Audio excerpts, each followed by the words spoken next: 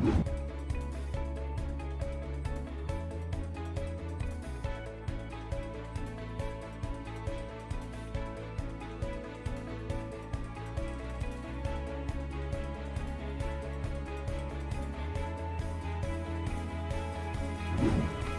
the battlefield to what may be the biggest refugee crisis in decades, we'll have the very latest from Ukraine.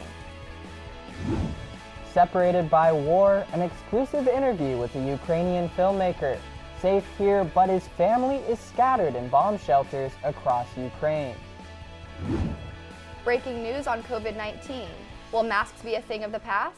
All this and more on Chapman News.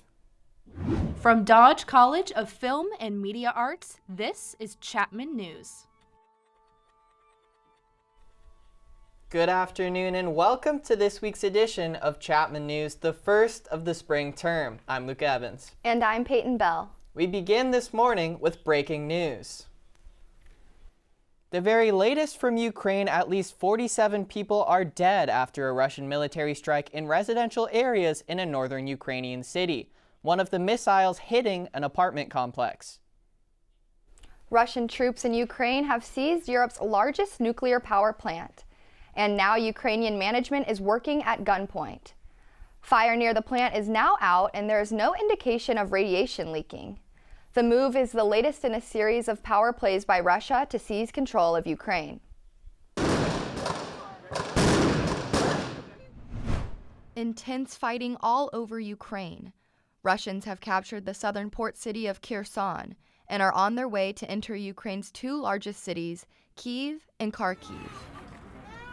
Thousands of Ukrainian soldiers and civilians are fiercely opposing the Russian attack. Actually, we're not afraid because we know that it's our home here. And we feel that if you won't have home, it's better to die if not have a home. And still angry talk on both sides. Russian President Vladimir Putin says his war against Ukraine is, quote, going according to plan. And Ukrainian President Volodymyr Zelensky vowed to never surrender. As the fighting intensifies, nations across the world are seeing demonstrations in support of Ukraine. Grassroots organizations are trying to get Ukrainians to safety. With over 1 million refugees so far, this could become one of the biggest refugee crises since World War II. Glista Kirk has the story. In Ukraine, subway and train carriages are filled to the brim. Gas station lines wrap around the street and standstill traffic stretches for miles as refugees flee from Russia's invasion of their home. Some travel by foot, with the few belongings they could carry in hand. Some may not have even been able to grab their passport, but in these circumstances, people have stopped asking for them. Many European immigration laws and visa requirements have been altered or dropped to accommodate for 1 million refugees.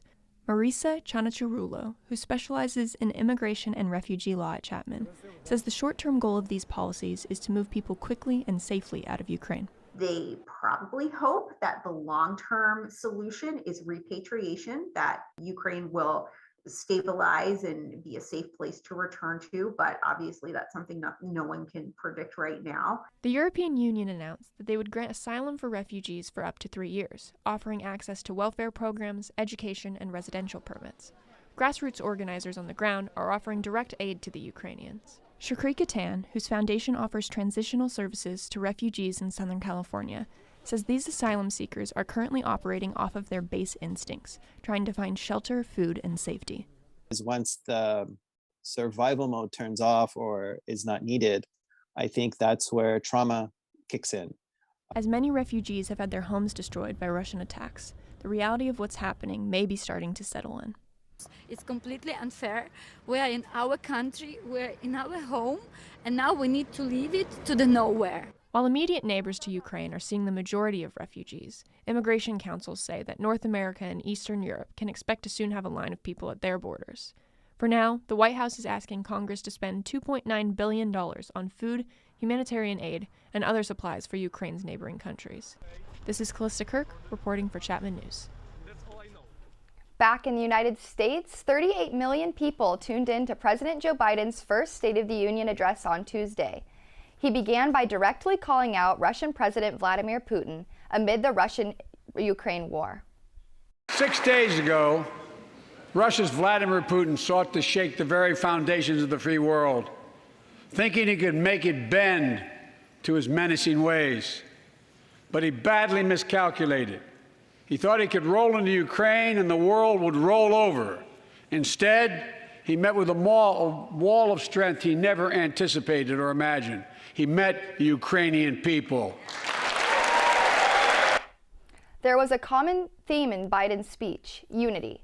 Whether it be in our nation supporting Ukraine, fixing infrastructure issues, dealing with inflation, or navigating the COVID-19 pandemic, Biden urged for bipartisan efforts. Tonight, we meet as Democrats, Republicans, and Independents, but most importantly, as Americans, with the duty to one another, to America, to the American people, to the Constitution, and an unwavering resolve that freedom will always triumph over tyranny. The people of Ukraine can only hope that that last sentence is true, as tyranny continues to rage. Gas prices jumped a whopping 11 cents just last night. This is the biggest surge in gas prices since Hurricane Katrina. And since Russia's invasion of Ukraine, gas prices increased by 29 cents. Anna Montemore took a closer look at how the war in Ukraine will affect prices in the coming weeks.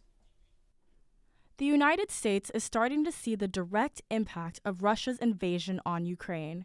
Prices are rising in grocery stores, liquor markets, and especially at the gas pump.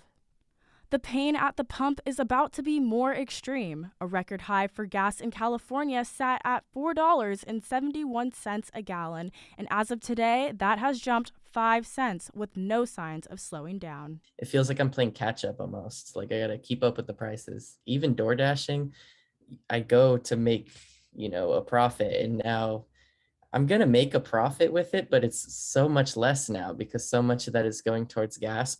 The reason? Russia is one of the world's largest oil producers, making up for about 3% of United States oil. Due to a decrease in oil production, we will continue to see its effects here in the United States. And unfortunately, in this case, what goes up doesn't always come down. Due to the invasion, the whole world will be impacted.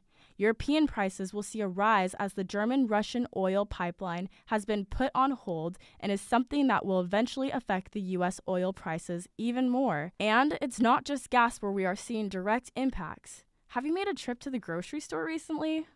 As a region, Russia is one of the world's largest producers of vegetable oils and wheat. Russia's attack on Ukraine has put a halt to shipping in the Black Sea region, which is where much of the area's wheat shipments are exported. We can expect a rise for anything that has grain in it.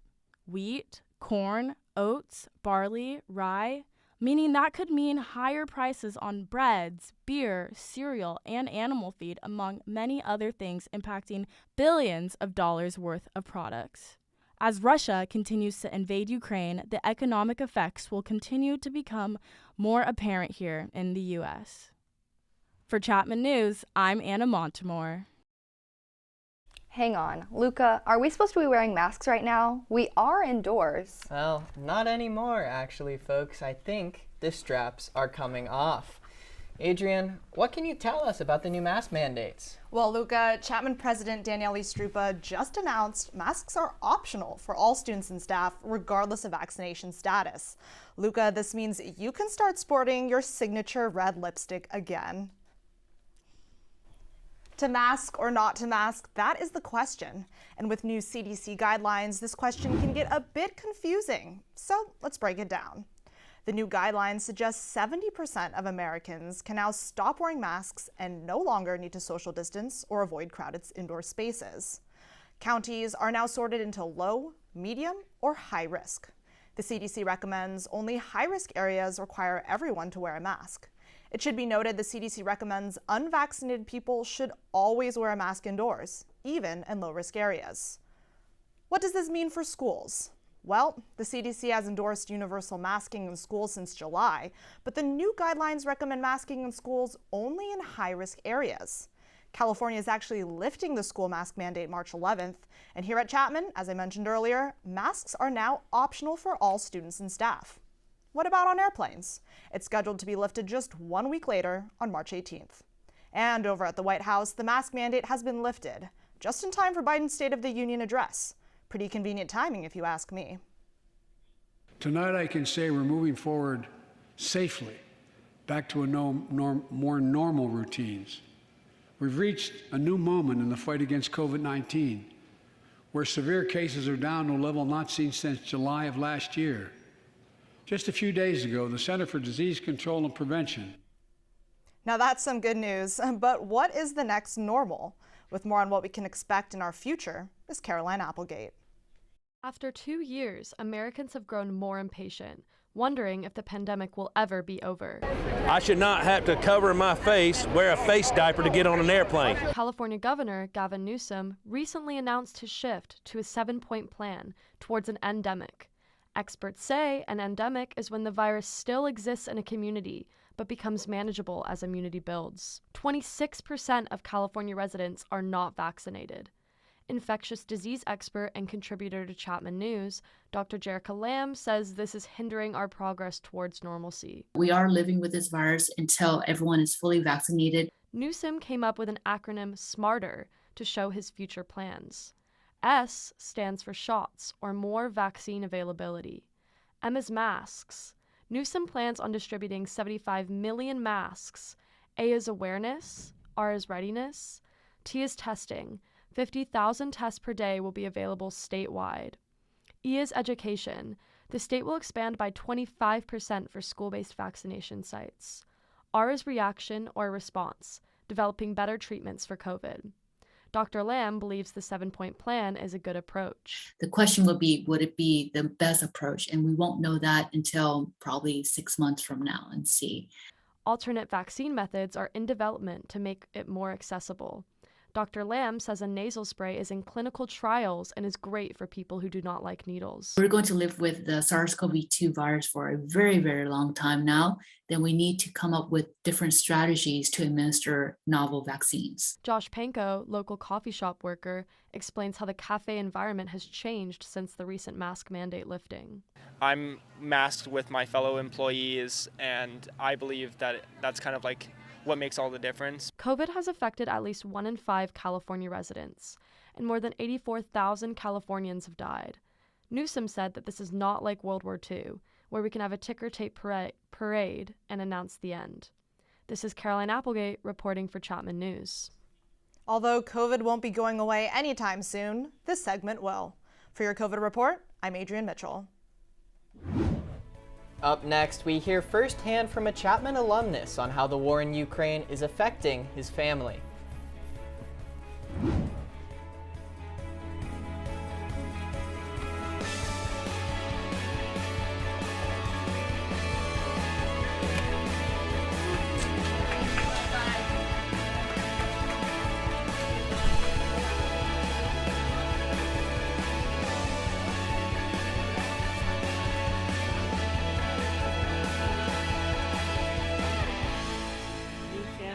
As we've been reporting the situation.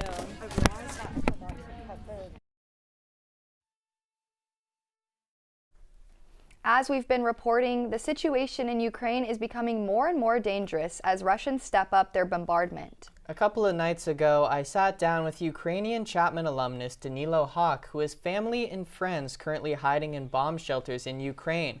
Currently living in LA, Hawk keeps a Ukrainian flag in his home as a symbol of the people he loves. I'd like to demonstrate what is the national flag of Ukraine. It symbolizes two things. It's pretty straightforward. It symbolizes that we are basically a peaceful nation, peaceful country, peaceful people. And this yellow color means wheat, buckwheat, that we cultivated for centuries. And this is what we see on the horizon. You know, when you look at our land, most of the time it's an agricultural land for the most part. And then you see the blue, which is the blue sky. The blue sky, which is, you know, another part of the horizon. And our sky now is covered in clouds of apocalyptic smoke from bomb shells, and it's not a safe sky. This is now all covered in blood, both Ukrainian, but also most part Russian, because our people, our soldiers, our warriors, men and women, all ages, are giving the best fight of their life. And civil territorial units that are militarized at this point, and even children, are fighting to protect the sovereignty of the country, the integrity, and the freedom. Where are you located now? Well, I have been living in the US since I was a teenager, and I was living part-time here, part-time there, in my motherland. And so my life was kind of in between for the whole time. And I was in Ukraine until November, when I relocated here for work. But my whole family is in Ukraine. My loved ones, all of my friends are either in bomb shelters, in the military, in the civilian military units, or just volunteering. Are you scared for your family and your friends who are there, who are in bomb shelters, who are living through this right now? Well, I guess the answer is pretty obvious. And yeah, my grandmother, she was born in the during World War II. When she was a child, she had to move to a different family and take a different last name, to change her last name, so she could go and be a student, because the KGB, the Secret Service, the authority, they would not allow a daughter of a priest to ever be even studying. So that extreme discrimination just forced her to live away from her family, which obviously traumatizes you as it is. And now, I just talked to her yesterday, and she's like, I can't give some details, but our whole family is involved somehow in defending Ukraine. And it's not like she herself is in danger, but she can lose her dearest people. Yeah. So definitely not my dream to have my grandmother being born and dying in the war. I would like have her to have a long, happy life in through Ukraine.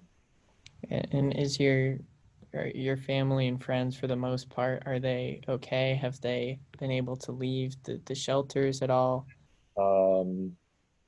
Well, some of them were able to flee. Some of them flee from Mariupol, right the day before it got heavily attacked and bombarded. Relatives of my friend are still under siege and under heavy bombing in Kharkiv. Most of my friends who I studied with and lived around 10 years in Kyiv stay there to help, to stay in solidarity with the warriors, to just stay where they belong, at home. When they were born, they want to live their life there. And a lot, of course, had to flee, and it's their choice, it's their right. And I do not have constant contact with all of them. Some of them are in the military, and we don't even bother them, because you won't like mass power you. It's not how it works. But I try to contact significant people in my life. Now, thinking of your family and your friends there, just that flag, do you feel like, it's still a connection that you have there almost when you look at it and when you think of, what it represents? Now more than ever, it represents not only for Ukrainians, but for the world. It became a symbol of resistance, of strength, of spirit, and of unexpected bravery. And I'm so happy I am Ukrainian, because Ukraine the world just became yellow and blue.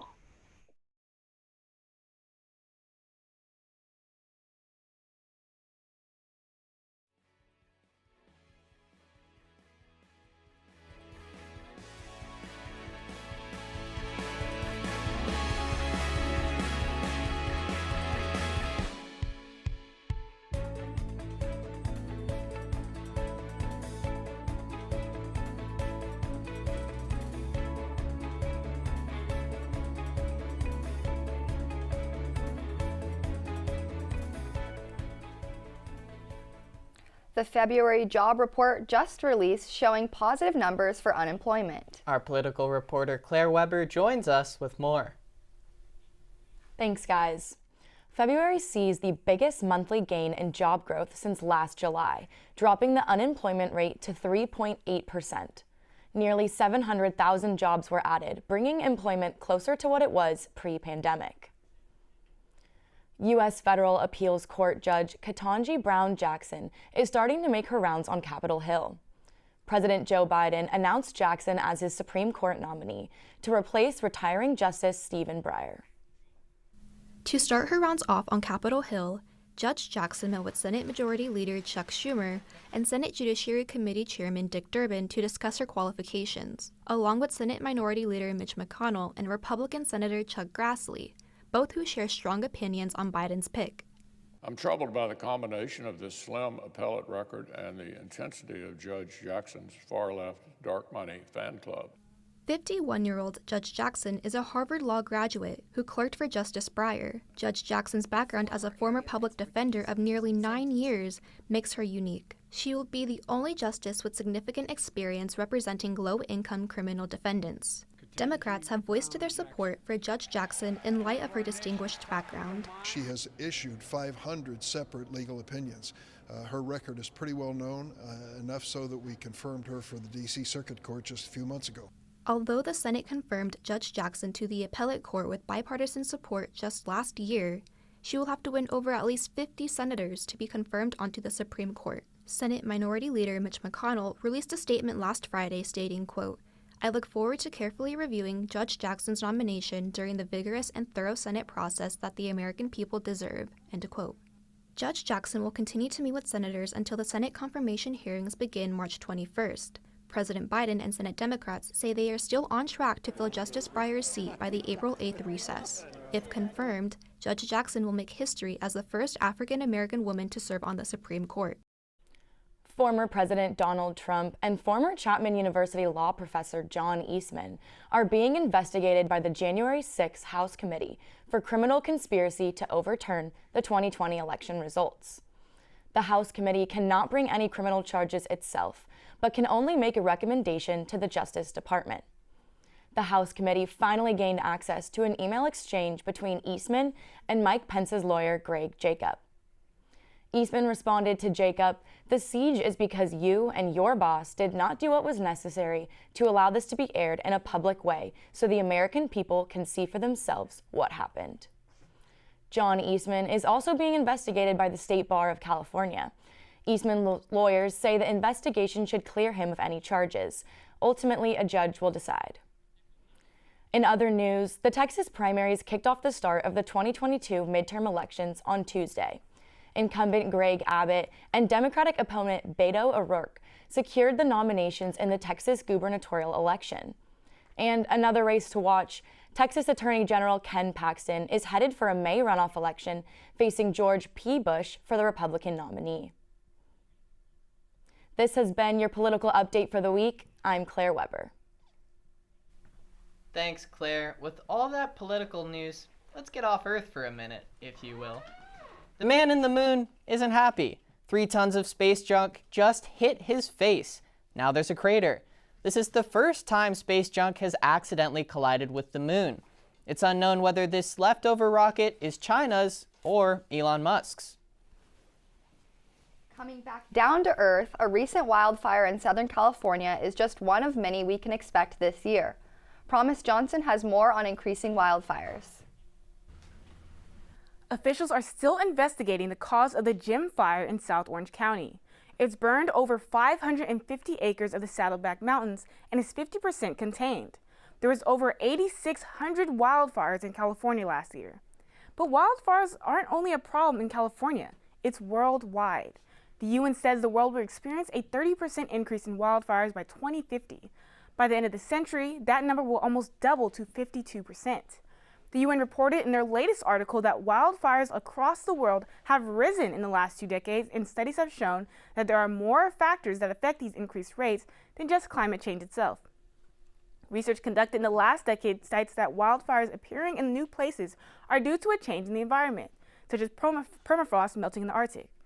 As a result, these fires are now in every continent except Antarctica. The UN urges countries to start reforming their policies immediately to help combat climate change. Hisham El-Askari, a Chapman professor who specializes in Earth observation, says that the world has to act now if we want to combat climate change. Right now is not the time for pointing fingers. It is the time for everybody to come collectively as humankind in order to work together to save the planet. That's how I see it, and that's what I think is the only way out of the global climate change crisis. And now on to our 7-day forecast. Today it will be 62 degrees and cloudy, so you may need a light jacket, but nothing more than that. And for our national forecast, we will be 45 degrees up in Seattle, and then moving down in San Francisco, we'll be going up to 53 degrees. Over in Las Vegas, we'll be at a cool 63 degrees for today, and Denver will be at 57 degrees. For Austin, Texas, we'll be going up to 71 degrees, and then for Minneapolis, we're going all the way down to 32 degrees. Over in Chicago, we'll be going up to 37 degrees, and down in Atlanta, Georgia, we'll be going to 73 degrees, and even higher in Florida at 77 degrees. Then back down once again in Washington at 42 degrees, and 32 degrees in New York. And for our Orange County forecast, we'll be at 62 degrees in Westminster, Newport Beach, and Orange, all 62 degrees. We're going up to 63 degrees in Irvine. And then for Laguna Beach, we'll be at 58 degrees, and then going right back up in Mission Viejo at 61 degrees. And then down in San Clemente, we'll be at 57 degrees. And here is your 7-day forecast. On Friday, we will be partly cloudy with our high at 64 degrees, and tomorrow on Saturday will be 60 degrees. On Sunday, we'll go up to 62 degrees, and then we're going to hit the 70s with Monday being a high of 71 degrees, and Tuesday being a high of 71 degrees, and then back down on Wednesday at 68 degrees, and on Thursday, it will be 70 degrees. And then for our lows of the week, we'll be at 51 degrees today, and then a low of 48 degrees tomorrow. Then through the week, we're going to stay in the 40s, with Sunday being 41 degrees, and Monday also being 43 degrees, Tuesday at 46 degrees, Wednesday we're back down to 44, and then right back up on Thursday at 46 degrees. It'll be sunny all week. That is your 7-day forecast. Back to you at the desk. Alexis Tripke here. Today on the Best Campus Sports Show, we'll have the latest on how the sports world is reacting to Russia. And what's the postseason looking like for Chapman's very own men's basketball team?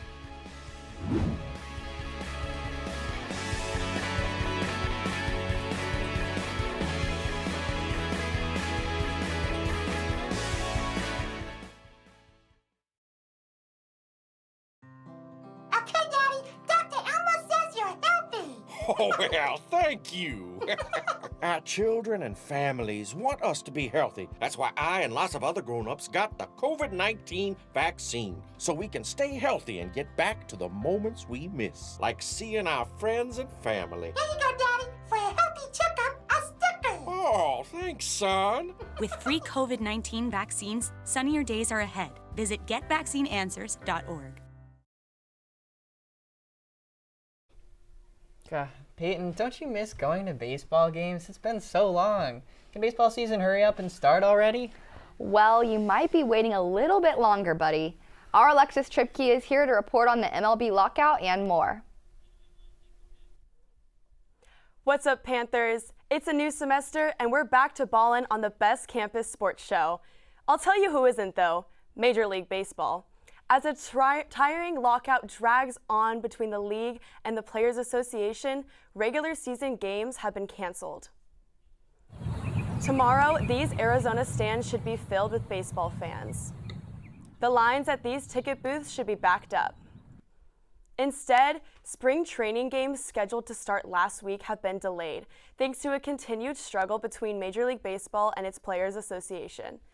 The two sides met for 16 hours trying to negotiate a deal on Monday at the Roger Dean Stadium in Florida, burning the midnight oil until the early morning. And because they did not come out with an agreement, the worst case news came for baseball fans on Tuesday. Good afternoon, everyone. I had hoped against hope that I would not have to have this particular press conference in which I am going to cancel some regular season games. Angels three-time MVP Mike Trout tweeted this message criticizing Manfred, saying, "Instead of negotiating a fair deal, Rob canceled games." These negotiations are over issues like minimum salaries and the total amount of money teams can spend on their players. This lockout that began December 2nd is the 9th work pause in MLB history. Players stand to lose millions if the lockout continues well into the planned start of regular season, set for late March. Meanwhile, Russia has been given a red card in the sports world. The International Ice Hockey Federation and the Union of European Football Association have banned Russia from competing in and hosting future competitions if the nation does not stop their attacks on Ukraine. FIFA, the governing body of international soccer, has come under fire because it did not initially ban Russia from future games. The organization's initial response of banning the Russian flag, name, and anthem at future events was met with heavy criticism. The president of Poland's Soccer Federation stated that they would not play any Russian team. FIFA put out a statement on Monday to announce that they have now banned Russia from all future games, so the qualifying game between Russia's men's team and Poland on March 24th is canceled. FIFA's statement came shortly after the International Olympic Committee announced they would be banning Russia from future competitions. On to local sports. Chapman's men's basketball team has dominated this season, having one of the best years in the program's history. Although the Panthers finished in second after the SCIAC championship game, on Monday they got the news that their season wasn't over just yet. Chapman basketball waited to see if they had been selected to play in the NCAA Division III tournament in Texas. 22-4, Chapman. Let's go! This opportunity came after 22 wins in the regular and postseason. During the games, and especially during the playoffs, fans filled the stands in support. I love the energy in the room and the school spirit, and I'm so proud of how far they've come in the tournament. Chapman Hoops players reflect on what it was like to experience this memorable playoff run. Oh my God, I had so many friends in the crowd tonight. It was so cool. Like they were taking videos. I was smiling, stressed out with them. It was a good time. And we thought the crowd was great tonight, honestly. It was like actually incredible. 4 years here at Chapman, I've never seen anything like that. It was absolutely amazing to see all my friends and family in the crowd tonight. And it's not just the support of the fans. Some players attribute the success of the season to the bonds that they have as teammates. I've gone through a couple struggles at certain points in the year, and they've always been there for me. They were there the whole time, telling me how proud they were. Chapman basketball begins their NCAA tournament this weekend against University of Mary Hardin-Baylor. Best of luck to our guys out in Texas. I'm Alexis, and we'll be back next week with more updates in the sports world. Back to you, Luca. You know what? Everyone was so mad about that guitar scene in the last episode of Euphoria, but I'll say it. Best part of the series. I'll die on this hill. With more on Euphoria Season 2 and all things entertainment is Jolea Gillums. Hey guys, it's Jalea, and it's time for, you guessed it, Jalea's Juice, where I spill the latest hot gossip and entertainment news. Hollywood has come together to show their solidarity with Ukraine. Paramount Pictures, the Walt Disney Company, Sony, and Warner Brothers are just some of the studios that have decided to halt their upcoming movie releases to Russia. For the Walt Disney Company, this means a pause on their new animated comedy, Turning Red. For Warner Brothers, this means the new Batman movie will not be released in Russia. Singers such as former One Direction star Louis Tomlinson have also canceled upcoming concerts in Russia. And season 2 of Euphoria has finally ended with a bang. Oops, spoiler alert. After 6.6 million viewers watched the final episode. However, many critics have taken to TikTok, Instagram, and various social media platforms to express their concerns about all of the plot holes that director Sam Levinson left. Fans complained that the main characters were forgotten about, relationships ended without being mentioned, and stories were overall unfinished. And while the feedback was mixed, Euphoria will be back in 2024, and I am personally excited to see how the characters develop. And if you're sad about Euphoria ending like I am, I've got you covered with a brand new release. Although, you may want to ditch your living room sofa and head to the movie theaters for this one. When that light hits the sky, it's not just a call. That's right, the new Batman movie is out today. The superhero investigates another murder, but this time he may be investigating members of his own family. The movie stars Zoe Kravitz, Robert Pattinson, and Paul Dano. It is predicted to be the second pandemic-era movie to surpass $100 million at the box office, the first being Spider-Man: No Way Home. And in some legal news, pop star Dua Lipa is now levitating her way to the courthouse. The singer is now being sued by a reggae band for copyright infringement on her hit song Levitating, which was Billboard's #1 year-end Top Hot 100 song. And that's it for all the juice we have today, Panthers.